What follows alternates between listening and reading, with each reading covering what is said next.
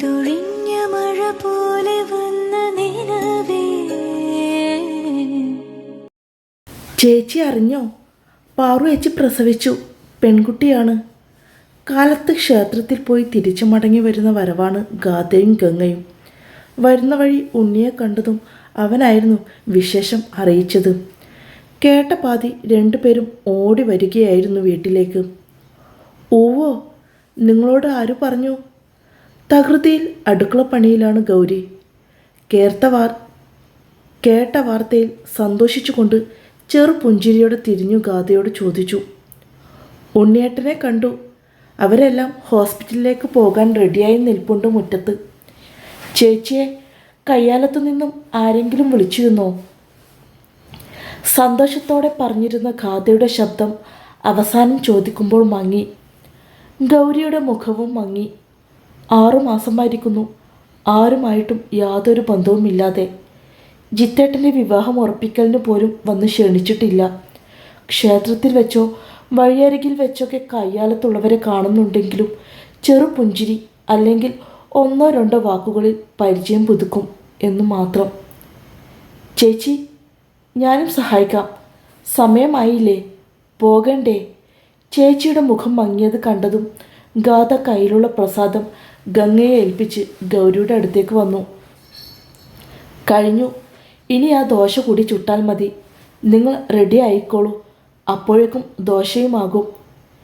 ഞാൻ ചുടാം ചേച്ചി. പോയി കുളിക്ക്. നമുക്ക് ഒരുമിച്ച് ഇറങ്ങാം. ഗൗരിയെ അവിടെ നിന്നും മാറ്റി നിർത്തി ദോശക്കല്ല് അടുപ്പത്തേക്ക് വെച്ച് ദോശ ചുടാൻ തുടങ്ങിയിരുന്നു ഗാഥ. അവളെ ഒന്ന് നോക്കിക്കൊണ്ട് അടുക്കളയിൽ നിന്നും തൻ്റെ റൂമിലേക്ക് വന്നു ഗൗരി. തടി അലമാരയിൽ നിന്നും സാരിയും ബ്ലൗസും എടുത്ത് വയ്ക്കുന്നതിനിടയിൽ തൻ്റെ ഫോൺ എടുത്ത് ഒന്നുകൂടി നോക്കി അവൾ. ഇടയ്ക്കിടയ്ക്ക് ഈ ഫോൺ എടുത്തു നോക്കുന്നത് ഒരു പതിവായിരിക്കുന്നു ഗൗരിക്ക്. ഒരു ഫോൺ കോളിനായി കാത്തിരിക്കാൻ തുടങ്ങിയിട്ട് 6 മാസമായിരിക്കുന്നു. സങ്കടമുണ്ട്. പക്ഷെ അന്ന് പറഞ്ഞിട്ട് പോയ വാക്കുകൾ ഇന്നും ഗൗരിയുടെ കാതോരമുണ്ട്. അത് അന്ന് തന്ന ചുംബനം ഇന്നും അവളുടെ ചുണ്ടോരം പറ്റിച്ചേർന്ന് നിൽപ്പുണ്ട്. ആ ഒരു വാക്കിന് പുറത്താണ് ഇന്നും ഗൗരി നിലനിൽക്കുന്നത്. പക്ഷേ ഓരോരുത്തരുടെയും അവഗണന കാണുമ്പോൾ എല്ലാം വെറുതെയാണെന്നും തോന്നിപ്പോകുന്നു അവൾക്ക്. എപ്പോഴോ ആരൊക്കെയോ പറഞ്ഞു കേട്ടിരുന്നു, ഗോവർദ്ധൻ വരാൻ വേണ്ടിയാണ് ജിത്തുവിൻ്റെ കല്യാണം നീട്ടിവെച്ചിരിക്കുന്നതെന്ന്. ഗോവർദ്ധൻ പറഞ്ഞു അത്രേ. അങ്ങനെയൊക്കെ പറയണമെങ്കിൽ ഗോപേട്ടൻ വിളിച്ചിട്ടുണ്ടാകില്ലേ? അതെന്താ അപ്പോൾ തന്നെ മാത്രം വിളിക്കാത്തത് എന്ന ചിന്തയായിരുന്നു ആ സമയങ്ങളിലൊക്കെ ഗൗരിക്ക്. ഒരുപാട് കരഞ്ഞിട്ടുമുണ്ട്. അനിയത്തിമാരുടെ അരികിൽ നിന്നും ചേച്ചി ഇപ്പോൾ തനിയെ റൂമിൽ കിടത്തമായി. ഒരുപക്ഷെ തൻ്റെ കണ്ണുനീർ അനിയത്തിമാർ കാണാതിരിക്കാൻ വേണ്ടിയായിരിക്കാം. ചേച്ചി. ഹാളിൽ നിന്നും ഗംഗയുടെ ശബ്ദം കേട്ടതും തൻ്റെ ഫോൺ ബെഡിലേക്കിട്ട് കുളിക്കാനുള്ള ഡ്രസ്സുമായി ഗൗരി ഹാളിലേക്ക് വന്നു. എന്താ ഗംഗേ? എത്ര നേരമായി ചേച്ചി കുളിക്കാൻ പോയിട്ട്? ദേ നേരം പോകുന്നു. മുടി മടഞ്ഞിട്ട് കൊണ്ടാണ് ക്ലോക്കിലേക്ക് നോക്കി ഗംഗ ഗൗരിയോട് പറഞ്ഞത്. ഞാൻ വേഗം വരാം. നിങ്ങൾ അപ്പോഴേക്കും ചായ കുടിക്ക്. ഗംഗയോട് പറഞ്ഞുകൊണ്ട് തിരിച്ച് റൂമിലേക്ക് വന്ന് നേരെ വാഷ്റൂമിലേക്ക് കയറി കുളിക്കാൻ തുടങ്ങി ഗൗരി. അല്ലെങ്കിലും ഗോപേട്ടനെക്കുറിച്ചുള്ള ഓർമ്മകളിൽ എന്നും ഗൗരിയുടെ മനസ്സ് പതറിപ്പോകാറാണ് പതിവ്. ആ ഓർമ്മകളിൽ ചിലപ്പോൾ മറ്റുള്ളതൊക്കെ മറന്നു പോകും ഗൗരി. ചേച്ചി, പാറുവേച്ചിയെ കാണാൻ ഹോസ്പിറ്റലിൽ പോയാലോ? വാവയെയും കാണാമല്ലോ. മൂവരും ബസ് സ്റ്റോപ്പിലേക്ക് നടക്കുകയാണ്. ബസ് സ്റ്റോപ്പിൽ നിന്നും കഷ്ടിച്ച് ഒരു 10 മിനിറ്റ് നടന്നാൽ ഗൗരി പഠിപ്പിക്കുന്ന LP സ്കൂൾ എത്തും.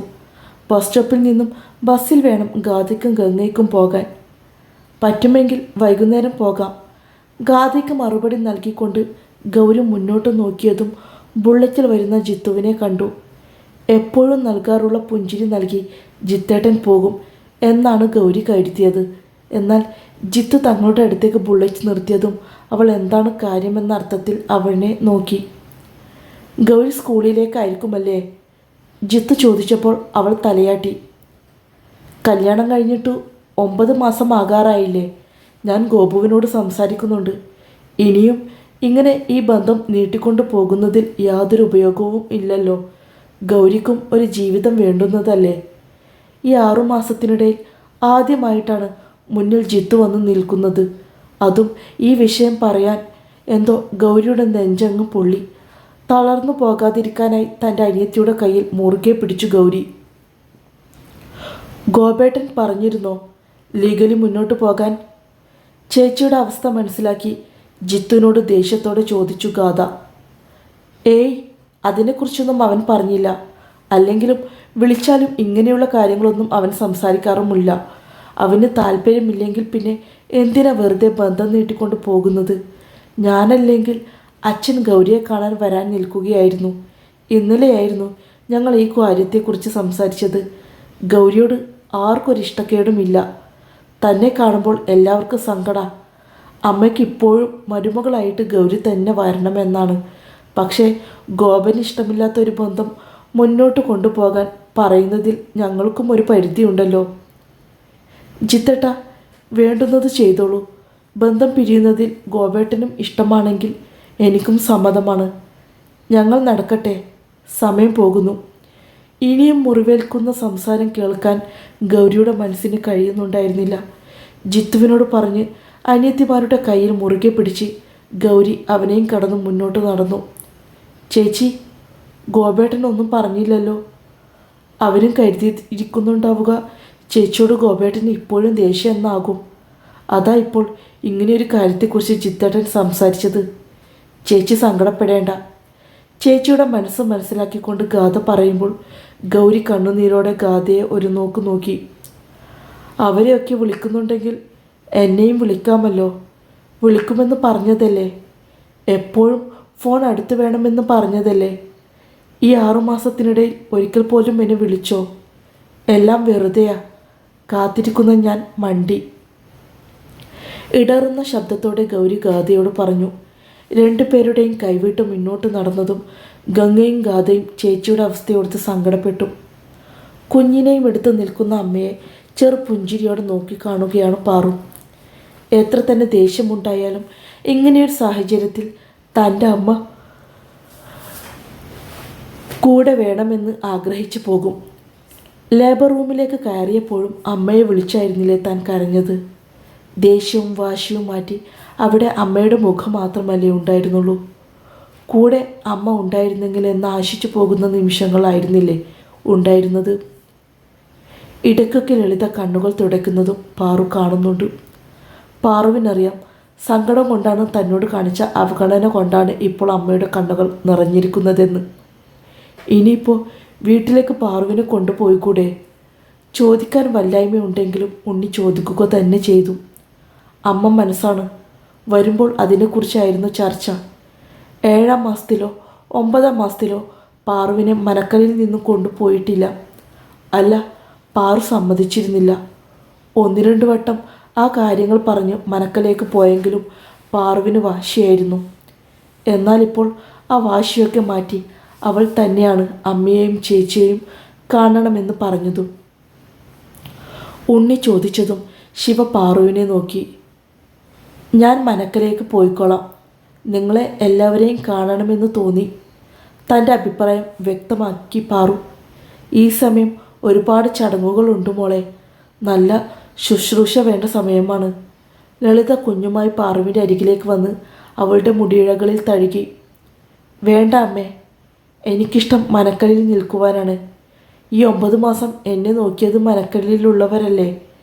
ഇനിയും അവർ എന്നെ നല്ലതുപോലെ നോക്കുമെന്ന് എനിക്കറിയാം. കുഞ്ഞുമായി ദിവസങ്ങൾ കഴിഞ്ഞാൽ ഞാൻ വീട്ടിലേക്ക് വരാം. വേദനിപ്പിക്കാതെ, വാശി കാണിക്കാതെ, നീരസം പ്രകടിപ്പിക്കാതെ പാറു പറഞ്ഞതും ലളിത ഒന്ന് മൂളി. അച്ഛന് കുഞ്ഞിനെ കാണണമെന്നുണ്ട്. ഭർത്താവിൻ്റെ ആഗ്രഹം ലളിത പറഞ്ഞു. അതിന് ഞാൻ എതിർപ്പ് പറഞ്ഞില്ലല്ലോ അമ്മേ. അച്ഛനും വരാം കുഞ്ഞിനെ കാണാൻ. ദേഷ്യമുണ്ടായിരുന്നു, ഇപ്പോൾ എനിക്കില്ല. ഒരമ്മയുടെയും അച്ഛൻ്റെയും സ്ഥാനം എന്താണെന്ന് ഇന്ന് ഞാനും ശിവേട്ടനും മനസ്സിലാക്കുന്നു. എന്നെ ഇത്രയും ആക്കിയത് നിങ്ങളല്ലേ. മകളുടെ മനസ്സ് മനസ്സിലാക്കിയില്ലെങ്കിലും വളർത്തിയില്ലേ. അച്ഛനോട് പറഞ്ഞേക്ക് എനിക്ക് യാതൊരു ദേഷ്യവും അച്ഛനോടില്ലെന്ന്. പാറു പറഞ്ഞതും ലളിത ശിവയെ നോക്കി. നാളെ ഡിസ്ചാർജിങ് ഉണ്ടാകും. രാഘവേട്ടനോട് മനക്കലിലേക്ക് വരാൻ പറഞ്ഞാൽ മതി. ശിവ കൂടി പറഞ്ഞതും ലളിതയ്ക്ക് സന്തോഷമായി. ലളിതയ്ക്ക് മാത്രമല്ല, ഉണ്ണിക്കും അഞ്ജുവിനും ഗൗതമിക്കും എല്ലാവർക്കും. എന്താ ടീച്ചറെ മുഖമൊക്കെ വല്ലാതെ? എന്നും പ്രസരിപ്പോടെ കാണുന്ന ഗൗരി ടീച്ചറുടെ മുഖം ഇന്ന് വാടിയിരിക്കുന്നത് കണ്ടതും അടുത്തിരിക്കുന്ന സുമ ടീച്ചർ ചോദിച്ചു. ഏയ്, ചെറിയൊരു തലവേദന. മനസ്സ് അസ്വസ്ഥമാണ്.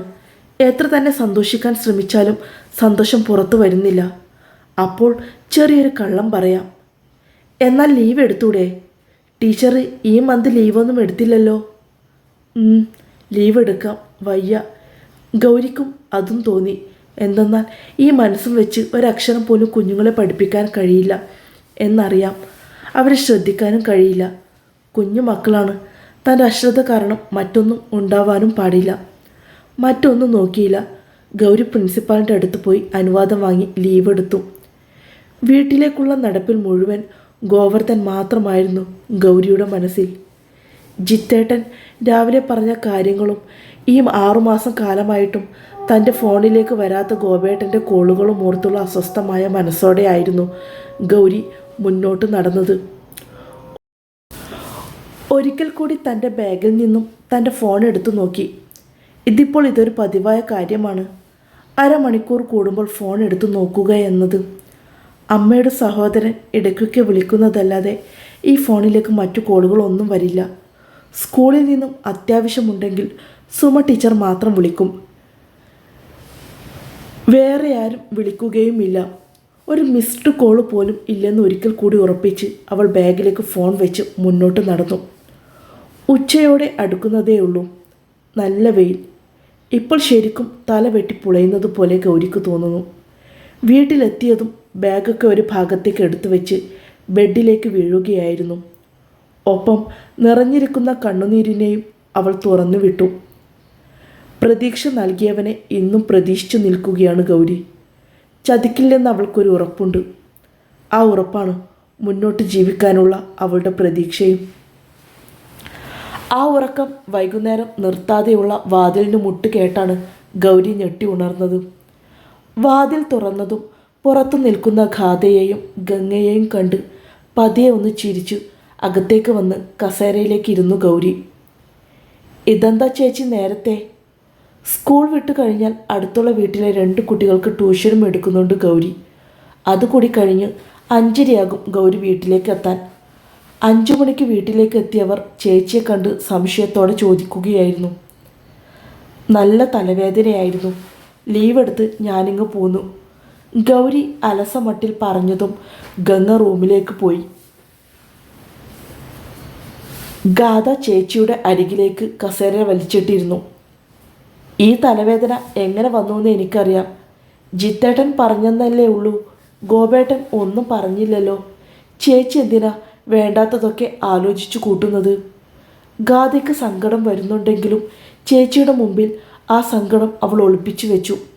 ഒപ്പം ഇല്ലാത്ത ദേഷ്യവും മുഖത്തണിഞ്ഞു. എന്നെ പറ്റിക്കുമോ? വാക്കുകൾ ഇടറിയിരുന്നു ഗൗരിയുടേത്. അത്രയും മനസ്സ് തളരുന്നു. ഏയ്, ഗോപേട്ടൻ ചേച്ചിക്ക് വാക്കു തന്നതല്ലേ. ഞാൻ നോക്കട്ടെ ഗോപേട്ടൻ്റെ നമ്പർ സംഘടിപ്പിക്കാൻ കഴിയുമോന്ന്. ചേച്ചിക്ക് അന്ന് പോകുമ്പോൾ ഏട്ടൻ്റെ നമ്പർ വാങ്ങിക്കാമായിരുന്നു. എനിക്ക് തന്നിരുന്നു, പക്ഷെ തന്നിരുന്ന നമ്പറിലേക്ക് കോൾ പോകുന്നില്ല. ഗൗരിക്ക് മാത്രമല്ലേ അറിയൂ രാത്രി 10 മണിക്ക് ശേഷം നിർത്താതെ ആ നമ്പറിലേക്ക് താൻ വിളിക്കുന്നത്. ഔട്ട് ഓഫ് റേഞ്ച് എന്നും സ്വിച്ച് ഓഫ് എന്നും കേട്ട് കേട്ട് അവൾ മടുത്തിരിക്കുന്നു. ചേച്ചി സങ്കടപ്പെടല്ലേ. ഞാൻ നന്ദു ചേച്ചിയെ ഒന്ന് വിളിച്ചു നോക്കാം. അല്ലെങ്കിൽ വേണ്ട, ചേച്ചിക്ക് ദേവു ചേച്ചിയെ വിളിച്ചൂടെ? ദേവി ചേച്ചിയോട് ഗോപേട്ടൻ്റെ നമ്പർ ചോദിച്ചൂടെ? ഗാഥ തൻ്റെ സംശയം ചോദിച്ചതും ഗൗരി ഗാഥയെ തന്നെ നോക്കി. വേണ്ട മോളെ, ആരോടും ചോദിക്കണ്ട. ഇനിയൊരു 6 മാസക്കാലം കൂടിയല്ലേ ഞാൻ കാത്തിരുന്നോളാം. അതിനിടെ മനസ്സിലാകുമല്ലോ ചേച്ചി ഇനി കാത്തിരിക്കണോ അതോ. ബാക്കി പറയാതെ ഗൗരി നിശബ്ദമായതും കണ്ണുനീരോടെ ചേച്ചിയുടെ കയ്യിൽ മുറുകെ പിടിച്ചു ഗാഥ. ഒന്നും ഉണ്ടാവില്ല. ഗോപേട്ടൻ ചേച്ചിയെ ചതിക്കില്ല. ചേച്ചിക്ക് ഉറപ്പ് നൽകുമ്പോഴും ഗാഥയ്ക്കും ആ സംശയമുണ്ടായിരുന്നു. ഗോപേട്ടൻ ചേച്ചിയെ ചതിക്കുമോ? തുടരും. അപ്പോൾ മറക്കല്ലേ റിവ്യൂ ചെയ്യാൻ. പിന്നെ ലൈക്ക് ചെയ്യാനും മറക്കല്ലേ. ഇതുവരെ സബ്സ്ക്രൈബ് ചെയ്യാത്തവർ ചെയ്യണേ. നമുക്ക് 5K സബ്സ്ക്രൈബേഴ്സ് ആക്കണ്ടേ.